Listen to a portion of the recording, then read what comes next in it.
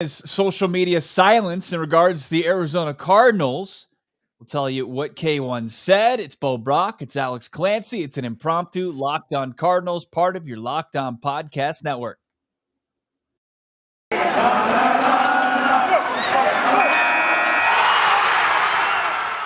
You are Locked On Cardinals, your daily Arizona Cardinals podcast, part of the Locked On Podcast Network. Your team every day.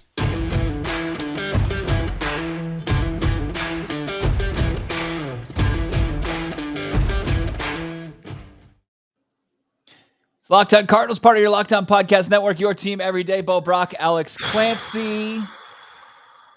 Oh, man. So it finally happened. After days of speculation, what could it mean? I mean, we don't have answers as far as that's concerned, but Kyler Murray has broken his social media silence.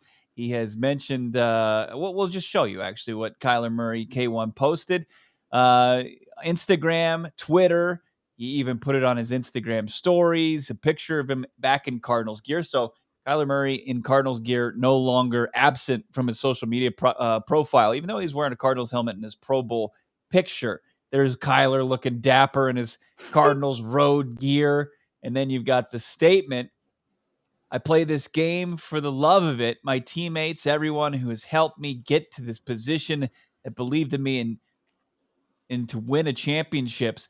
All of this nonsense is not what I'm about, never has been, never will be. Anyone who's ever stepped between those lines with me knows how hard I go. Love me, hate me, but I'm going to continue to grow and get better. Are we all good now? Is that it? Can we just is that all we need to know from Kyler Murray? Is everything all daisies, butterflies again? I don't think that was ever like the fact that he has to come out and say something like this to tell people, hey, I don't have a headset on at halftime talking to my girlfriend in the middle of an NFL game. It's like his work ethic. Let me ask you a question. Is he the normal height for a quarterback? No. Traditional height? No. Is he the normal size for a quarterback? No, he's not. No. Do you know how much... Are these rhetorical questions? Yes. Do you know how much he had to bust his ass to get to where he is now? The fact that the work ethic would be put into question, the fact that his leadership absolutely would be put into question is ridiculous. Sure, he's got some growing up to do. David, absolutely. He's 24 years old. Okay? I'm not absolving him from any of the issues that are going on seemingly between him and the Cardinals right now. I'm not absolving him. Okay? But there have been some exceptions to the rule over the last handful of years that have made it more difficult for quarterbacks who struggle leadership-wise early on. It's like forcing them to expedite a natural process of becoming an NFL leader. And sometimes it takes a little bit longer. All right, this is the game that's going on right now. Like people might be breathing a sigh of relief, and if you read the comments, the replies on the tweet from Kyler Murray, the Instagram post, you'll see people, we black you, Kyler Murray, and you're a quarterback. And yeah, that's absolutely what you should be doing. And this was the next move in this entire process. Look, the Arizona Cardinals released a statement via Pro Football Talk after the Chris Mortensen report on Sunday, Super Bowl Sunday, saying that Kyler Murray is their quarterback and they're excited to move forward with him. And Kyler Murray pretty much echoed those sentiments today with his post.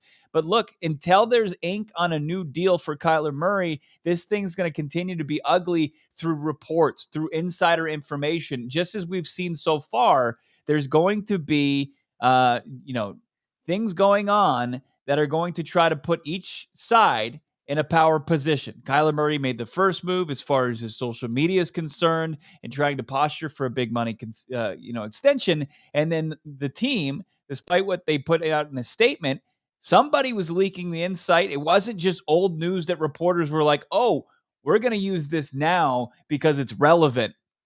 This stuff is being leaked for a reason. The organization is trying to get the fan base to believe, hey, maybe they shouldn't give him $40 million and all that money mostly guaranteed, even though he's the NFL Offensive Rookie of the Year. He was the number 1 overall pick, and he's been to the Pro Bowl twice in 3 seasons. This is going to continue. Despite all the nice pleasantries and things that are being said, it's still going to continue until a new deal is done.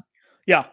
Really quick, just as a little wake-up call, a little reality check for people that want to get rid of Kyler Murray. Ask all your buddies and friends who are fans of other teams if they would trade for Kyler Murray. And if they're not a top 6 or top 7 quarterback team, they're going to say yes. Okay? So that should just give you kind of a litmus test for what we're dealing with here with the growth of a young quarterback who's exemplary at his skills, and he's not a finished product yet. And that's okay. So the stuff that's going on right now, this is more, it seems like, I mean, obviously speculation more than anything. You know, some sources say this, some sources say this. It's probably going to be much ado about nothing. Okay. This isn't like an Armageddon situation yet. Okay. Crazier things have happened if this continues to snowball downhill. This isn't the first time a top tier player would want out from a potentially perilous situation for his future. Okay. His or her future. It wouldn't be a new story. But for right now, all we have to do is talk about the things that we see. Kyler Murray came out and he said, listen, none of this that people are talking about is true. Obviously, I work hard. I'm about team and everything, which is true. So, you know, it's just so back and forth. It's a game of, what is it, pickleball now? Is that what the cool kids play? Oh, yeah. It's no longer ping pong. The 70-year-olds in Sun City are playing it, and you're saying the cool kids are playing pickleball. That's you right around the corner, Bull Brock. Right, man.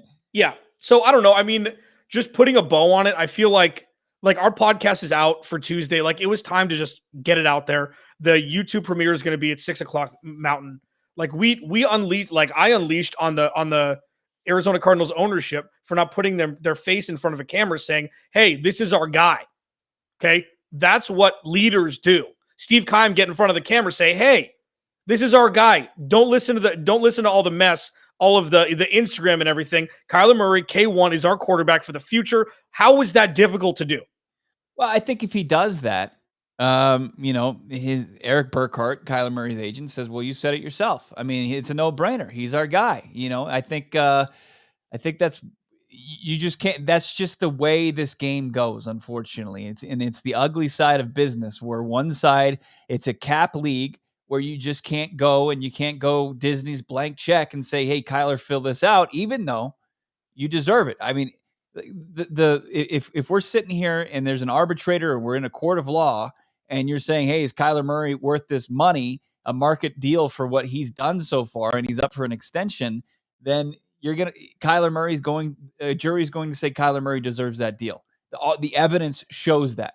His age, his skill set, what he's already accomplished in the NFL, the improvement of the Cardinals team as far as wins and losses.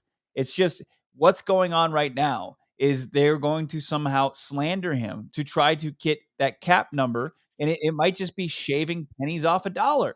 But in a cap league, it's unfortunately important. Now, let me ask you this, because we've seen it. We saw Jared Goff get paid. We saw Carson Wentz get paid. Those were disastrous deals in hindsight. Patrick Mahomes, we don't really know just yet. That's going to kick in here pretty soon. He's the best player on the planet right now. When have we seen it kind of go awry so early and work out in the end? Like, is this kind of unprecedented?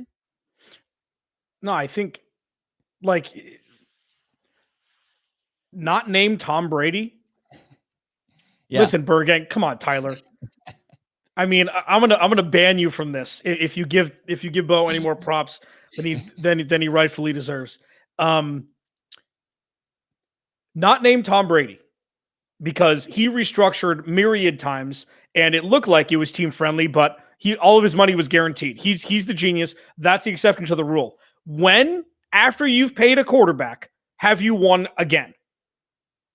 Like, when have you won consistently after paying a quarterback? Ever.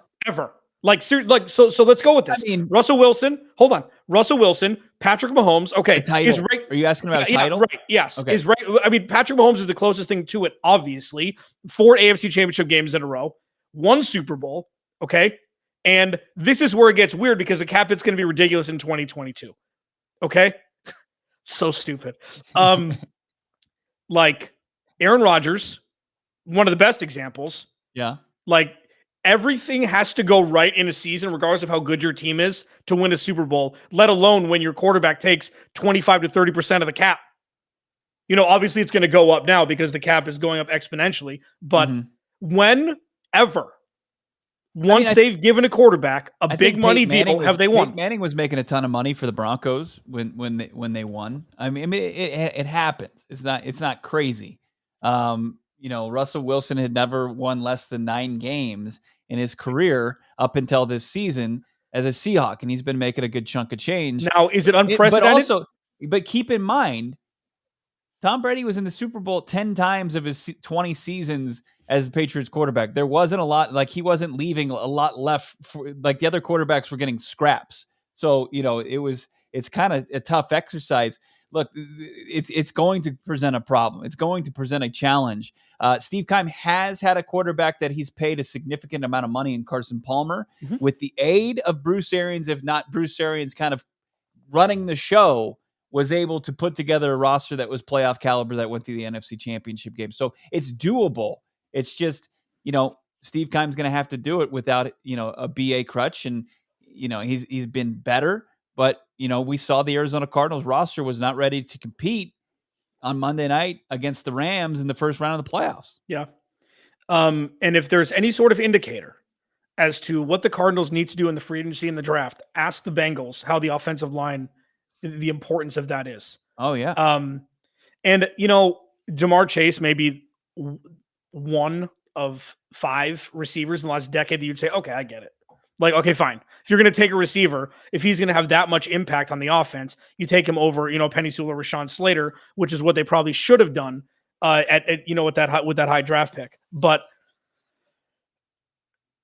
coming back to exactly where we are now, we know nothing. Okay. That's really what all of this is. Okay. And people that say they know things, sources or whatever, we know how sources, especially in the Arizona Cardinals organization, take them or leave them.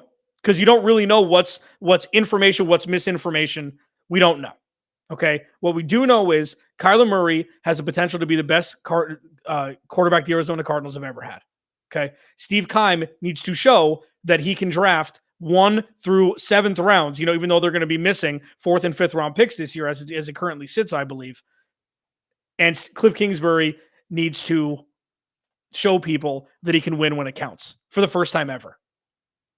Like, all of those things need to happen. And we're going to find out, like, you think this is awkward? Imagine if they don't make the playoffs next year. That's going to be awkward. Well, that's going to be an awkward conversation. What if they go like Lamar Jackson in the Baltimore Ravens? I mean, if it goes another season, because Lamar's ahead of him, he's the next guy in line that's doing an extension. He won an MVP. He was the quarterback of a 14-2 team. They've been in the postseason every year except for this year when he was out at, which was crazy that it was never not talked about that much. So he just missed the end of the season and the Ravens were on the outside looking in. This was his best year too. This was his best year, hands down. I don't care about numbers. Everybody got hurt. And Lamar, we talk like Ravens fans are the reason why our Apple Podcast rating is not higher. I think we're at a 4.0 now. Thank you, Cardinals fans. But Lamar Jackson was not an efficient thrower of the football through 2 years. I don't care if you think he was. I don't care what the numbers, the next-gen stats say. Watch him on 3rd and 8 try to thread the needle. He couldn't. What we saw from him this year was his best year. So after seeing this, I have no problem. Like, if you're the Ravens, pay him. Like, but if this year didn't happen, that would be a quandary, just like where the Cardinals are at. And I would say pay Kyler over paying Lamar Jackson, even though he's meant so much to that city. They're reaching new heights with their offense with John Harbaugh around it. Yeah. But I don't know. Like now that's a no-brainer. So that's not going to be awkward. Let me put back up. We're live here. We're on YouTube. We're live on our Twitter account, our Facebook page. Kyler Murray posted on his Instagram, his Twitter, all of his social media, kind of breaking his silence outside of congratulating Matthew Stafford last night for the Super Bowl victory. Kyler Murray, he comes out. He says, "I played this game for the love of my teammates, everyone who has helped me get to this position that believed in me and win championships. All that nonsense is not what I'm about. Never has been, never will be. Anyone who has ever stepped between those lines with me knows I go hard. Love me, hate me, but I'm going to continue to grow and get better." Now, that part at the end, is that encouraging? Do you think that's him, acknowledging, like, look, where I struggled as far as throwing from the pocket at the end, when defenses were forcing me to stay in the pocket, and as far as my leadership skills, and as far as how I'm going to conduct myself on the sidelines, do you think he's at all answering any of those critics with his post, or is he just, saying what he feels like he needs to say as a response to the Arizona Cardinals making their statement through Pro Football Talk? No, I could hear him saying exactly what he wrote. Like, I don't think this was a publicist thing. I don't think it was written in Kyler Murray. Not everybody is going to be this rah guy. I mean, it falls in line with what the Cardinals, what Arizona professional sports has been forever. There hasn't been a leader that's a rah, like loud, boisterous, loud, boisterous guy. Yeah. Or girl. I mean, I think Diana Taurasi may be the most emotional, like she gets texts. She's emotional. She's in the face of other players. Like, she's the best basketball player pound for pound for me in the history of basketball. But like, I don't know, outside of her, I don't know an Arizona professional sports athletes that's done it, that's been the leader of a team. I just don't. I mean, I don't think it's bad, Bo. I don't think it's bad. Yeah, I mean, but at the same time, like, I'm not buying in completely hook, line, and sinker. Like, this is something that's not fixable. I mean, as somebody who I still haven't, at my age, I still haven't fully matured and make great decisions and lead in a great way. So it's interesting to kind of see, like, people making these assumptions and these takes on this 24-year-old kid. The problem is, like, we just don't know when it's going to happen as far as when he's going to finally take that step in the right direction as a leader. As ugly as this has been on the social media side, for a guy like that who grew up with a device in his hands and is a gamer, and he might buy into that a little bit more than maybe an older or veteran quarterback who stays off social media for the most part. It might have resonated a little bit more so than other guys. They would just brush it off. Yeah. Like, when I was talking to Jake Plummer, he's like, what he needs to do, Jake said he needs to go to Michael Bidwill and have a conversation. Like, I just don't think Kyler Murray's that type of guy, or Jake is. It's just like different strokes for different folks. Mm-hmm. Yeah. I mean, I guess, like, at some point, and we've seen growth from Kyler Murray. Remember, Kyler Murray didn't talk to Dan Patrick, okay? It was one of the more awkward situations in media history the last 20 years. It was just awkward. It was weird. It wasn't bad. It was just weird. He didn't want to talk about anything that Dan Patrick was asking him. Dan Patrick is one of the more poignant, questioned interviewers. He's probably the best in the game at interviewing people, but one way to not get anything out of him is just not to say anything. Look at how far he's come, okay? In 1,000 days, look at how far he's come. Because you're right. Just because he plays video games and he's not partying at Old Town Scottsdale doesn't mean that's bad. Right. Like, I don't get why more people aren't like, sweet. I see this George Ramirez saying Tua. I talked to Tua's agent, Lee Steinberg, and he was asking great interview, for the same patience that I think the fan base needs to have with Kyler. Like, if you think Kyler's frustrating, Tua, it would drive you up the wall. Mm-hmm. Tua does not throw the ball downfield. Kyler Murray was one of the best big play quarterbacks. I mean, his downfield accuracy is insane. And you want to toss to check down Tua, that's just not an option for me. So I think as far as where you've seen Kyler Murray be successful, we haven't seen a lot of young quarterbacks be able to tap into that. And he obviously still has room for growth, big time growth, as far as his leadership and what was reported from, I think it was Mike Garafolo who said that where the organization wants him to take, steps forward. Yeah. So, it's the good thing is he's not a finished product, but the encouraging thing is he's a guy that's got two Pro Bowls on his resume. He's got his first playoff appearance. Thank God that's out of the way, because that was brutal. And look, as far as the reports, the misinformation, the idea that he wanted to pull himself out of the game, he doesn't talk to anybody at halftime. He just talks to his girlfriend and listens to music. That's all, that's reports that are coming out for a reason, and they're planted there to make people second guess, even though he should be a slam dunk extension candidate, extending him for the amount of money it's going to cost. Yeah. And I mean, and if you look at it, when you talk about stability, this offseason, what we saw was Steve Keim and the Arizona Cardinals, Michael Bidwell, trying to implement stability. After what happened with P3, after what happened with the downfall last year, bringing in adults, Rodney Hudson, and obviously everybody in the NFL is an adult, okay? But seasoned veterans who were exemplary at their craft, J.J. Watt, Rodney Hudson, trading for Zach Ertz, James Conner, Colt McCoy, maybe most importantly for Kyler Murray. It masks the fact that the Cardinals over the last 8 years have been playing catch up because they can't draft effectively. That's just the truth. Yeah. Okay. Now there's obviously, if I see one more person say, well, he drafted Kyler, why don't you give Steve Keim more credit? That's like running for office unopposed. Okay.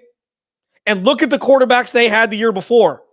If Steve Keim didn't draft Kyler Murray, okay, if Steve Keim drafted Nick Bosa, the Cardinals win 5 games and Steve Keim is out of a job. That was a selfish draft pick by Steve Keim because he knew that was the only way to save his job. And it's worked, but we're starting to get exposed again. So, yes, Kyler probably should be acting a little bit differently now. He probably shouldn't have pulled himself from the playoff game. Yes, the front office should probably have gotten in front of a damn camera and not written something on letterhead and posted it somewhere. Be adults. And also, this isn't a winning culture by any stretch, and they're trying to shift it. So we're going to find out this season in 2022 if this Arizona Cardinals organization is destined for potential greatness in the future, or if they're going to be relegated to the CFL. Because one way or another, we're going to find out either Cliff's going to get fired, Keim's going to get fired, and there's going to be question marks about Kyler Murray, or everybody's getting extensions. It's one or the other, and it's going to be very interesting to see what this offseason shapes up to look like. Yeah. If the draft is going to be Kyler Murray centric, wow, sweet Jesus, unbelievable. If you'd actually draft somebody that would be Kyler Murray centric, that's not a wide receiver in the second round, in the first round. Well, yeah, and I think that's a great conversation to have since they've swung and missed the last 2 years. And I'm not saying that Isaiah Simmons is a bust because I was encouraged by what I saw from Simmons, especially early on in the season. I think he's going to be a really good player for them down the road.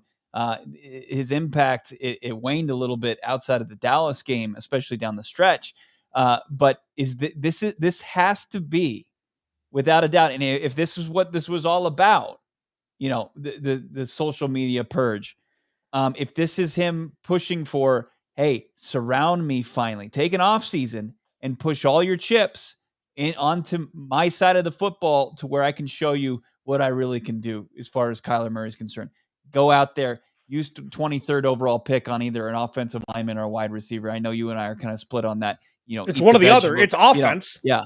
And I'm not saying like what they've given him, as you mentioned, the second round picks at the wide receiver position, thinking that they're smarter than everybody in the room and going out there and getting these guys under 6 feet and just it was not the right move. Instead, they could have gotten some big time playmakers for Kyler Murray in that position.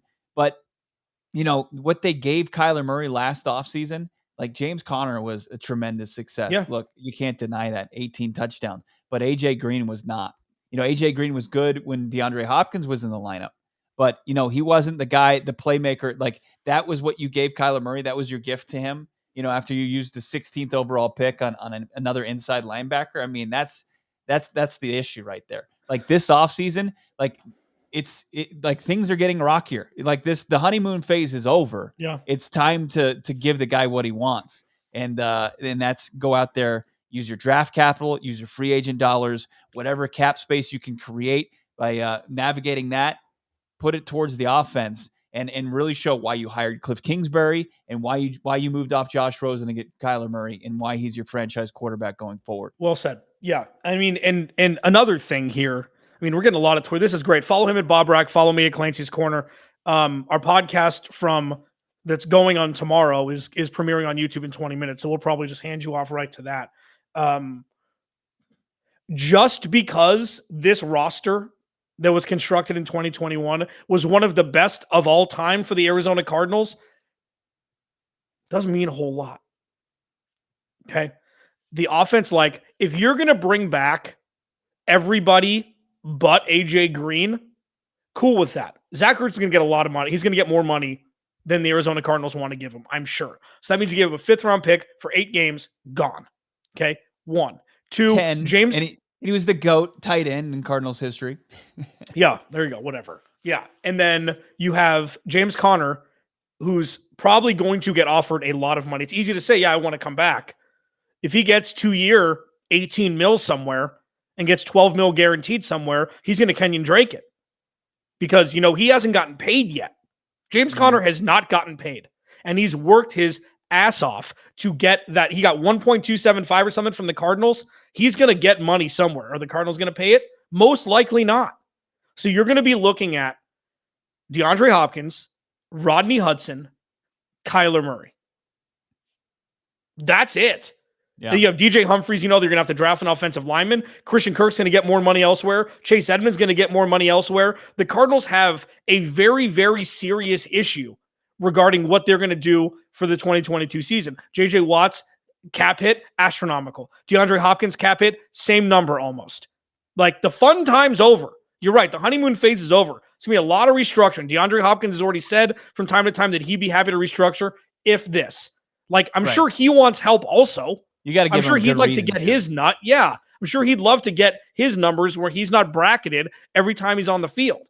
It's not like they're not going to go, hey, DeAndre, we want you to restructure so we can go get DJ Shark. No, he's not going to do that. Like, even though he's a good player, like, no, you go get one of those top receivers to put opposite me, or you get us a top tier offensive lineman or a beast of a defensive player. You hope it's not, as nice as that would be. You hope that it's to give him kind of a running mate in the wide receiver core. He would probably be like, yeah, sure, let's put some dummy dollars at the end of this thing, or pay me in the form of a bonus right now. Aaron Freeman, Locked on Falcons, at Falc Fans on Twitter. Great follow, great content. The salary cap is a lie. If the New Orleans Saints could get under the salary cap after all the dummy years they put in with Drew Brees and Michael Thomas, etc., Marshawn Lattimore and Ryan Ramczyk, they restructured everybody and they got under the cap this year. Look at Green Bay. Green Bay. Green Bay is in salary cap hell right now. And they're like, oh no, we're going to do everything we can to put a winning roster out there. We're going to improve our team. It's like, dude, they're what, $40 million over right now? And they're like, oh yeah, we're gonna get Aaron Rodgers, keep him in the fold. We're gonna have Devontae Adams back, and then we're gonna also bump this roster up because it wasn't good enough in the playoffs once again. Like, they're gonna be aggressive again. So you can figure it out. Yeah, as you said, yeah, there's so many ways around the cap. It's going up. Arizona Cardinals definitely have options as far as who they can restructure, including their stars, who have already said that they're willing to do it. But as far as when I say the right price would be bringing in the caliber player that would bolster, some part of their team. They still need to find a strength, Alex. Like, Kyler Murray's legit, that DeAndre Hopkins legit, but like, after this season, like, what would you say is the Arizona Cardinals' strength? Maybe the run game, but it was, down the stretch, it was either Chase Edmonds or it was James Conner. Special teams. Yeah, maybe special teams. I mean, Prater and Lee were fine. Safety. Yeah. I mean, it's Budda Baker and Jalen Thompson. But yeah, like, that's those so didn't funny. Dictate, what direction the game went. Like, they didn't win. I mean, they played a role. They were covering up for the shortcomings of the secondary. Yeah. And the linebackers' ability to cover. Like, you and I had a big debate before the season started. What side of the football do you think is going to be the strength? And you pounded the table for the defense. And that bred the strengthening of one of my favorite questions that I ever ask. If the offense is not the strength of the Arizona Cardinals, why is Cliff Kingsbury the head coach? Like, and I still, to this day, don't know why, but that's not what this is about. This is Kyler Murray and building an ecosystem around him to where he can succeed and not have it be kind of like a paper mache band-aided. If there's a brisk gust of wind, everything's going to fall down. The Cardinals were 7-0, 10-2, and Sean McVay had to clinch a playoff spot for them. There needs to be strengthening of the bedrock foundation. Otherwise, this is going to fold, and Kyler Murray is going to be gone. And it's not Armageddon. This is way down. If this doesn't happen, though, if the whole course of Steve Keim's drafting, Cliff Kingsbury's coaching, and the second half of the Arizona Cardinals the last 2 years, if those things don't change for the first time ever, it's going to be weird at the end of the 2022 season. It's going to be weird. If it's not weird enough right now. Yeah. If it's not weird enough, as we decided to do an impromptu episode based on Kyler Murray just posting on social media. That's where it all started. That's what got us here. This is fun. Yeah. I mean, I will say one thing. I mean, as far as who would you say won the game for the Rams the other night? I mean, I know the offense finally came through, but who was which side of the football was the one that was keeping them in there and just kind of was the dominating factor in that game in the second half? It was Von Miller, Leonard Floyd, and Aaron Donald. And wouldn't you say McVay is an offensive guy? You know, I just think, and he lost his defensive coordinator at the end of last season, Brandon Staley. Yeah. So it's, I mean, Morris is an absolute, like, I don't know, man. Other teams can do it. It's other teams can do it. It's going to take big in the development department as far as those linebackers that they spent first round picks on. Simmons and Zaven need to take steps forward next year. JJ Watt needs to regain, who he was before the injury. Byron Murphy, you probably look at him as an extension candidate. You got the safeties, probably Jalen Thompson, extension candidate guy too. And then the offense, I think that becomes the main focus because of what you said. You're out of options now. You have to show everybody what you're all about, what you wanted to be when you made that hire and made that draft pick. Now, one last thing. But there's an argument that can be made for extending Kyler Murray right now. You're going to save a boatload of cheese if you extend him right now. Yeah. The Deshaun Watson extension, obviously, his extracurriculars notwithstanding. Carson Wentz, that was a steal after what happened. I think the game with $130 million 3 year. Jared Goff, look at the Chiefs.